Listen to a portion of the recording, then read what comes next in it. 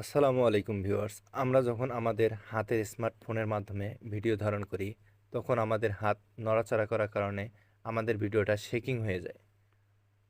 ভিডিওটা নড়াচড়া করার কারণে ভালোভাবে দেখা যায় না বা কাউকে সেন্ড করাও যায় না। তো চলুন আমি দেখিয়ে দিচ্ছি কিভাবে শেকিং করা ভিডিওটি এক ক্লিকেই ঠিক করা যায়। তো প্রথমে আমাদেরকে যেতে হবে আমাদের স্মার্টফোনের যে ফটোস অপশন আছে, ফটোস অ্যাপস আছে, সেই অ্যাপসের ভিতরে আমরা নর্মালি আমাদের ফটোস অ্যাপসের ভিতরে প্রবেশ করব। ফটোস অ্যাপসের ভিতরে প্রবেশ করার সাথে সাথে আমরা আমাদের গ্যালারিতে চলে যাব। আমাদের গ্যালারিতে একটা ভিডিও আছে, যে ভিডিওটি হচ্ছে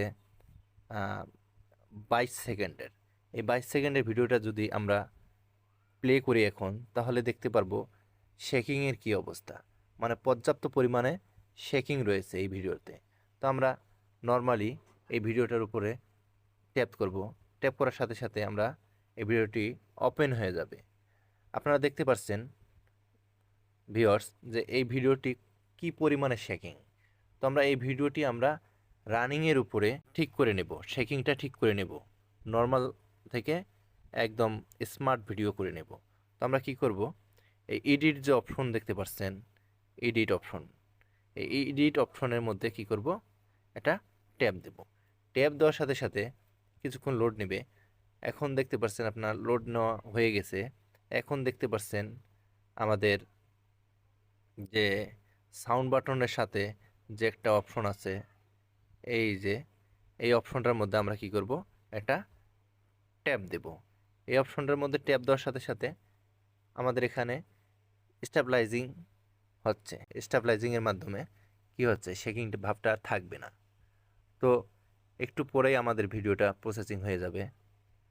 তো এখন আমরা যদি ভিডিওটা প্লে করে দেখাই আপনাদেরকে, তাহলে আপনারা দেখতে পারবেন যে আগের ভিডিও এবং এখনকার ভিডিও কতটুকু ডিস্টেন্স। তো চলুন ভিডিওটা প্লে করা যাক। ভিডিওটা এখন আমরা প্লে করব। দেখুন আগের ভিডিওটা কত পরিমাণে শেকিং ছিল, অর্থাৎ নড়া নড়া কাঁপা কাঁপা একটা ভাব ছিল।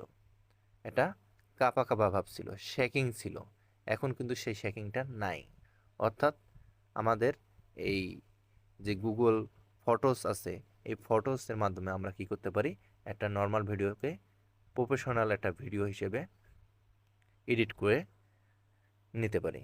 আমার পেজটাকে ফলো দিয়ে রাখুন, এরকম অনেক ভিডিও আসবে যা আপনাদের উপকারে আসবে। ধন্যবাদ সবাইকে।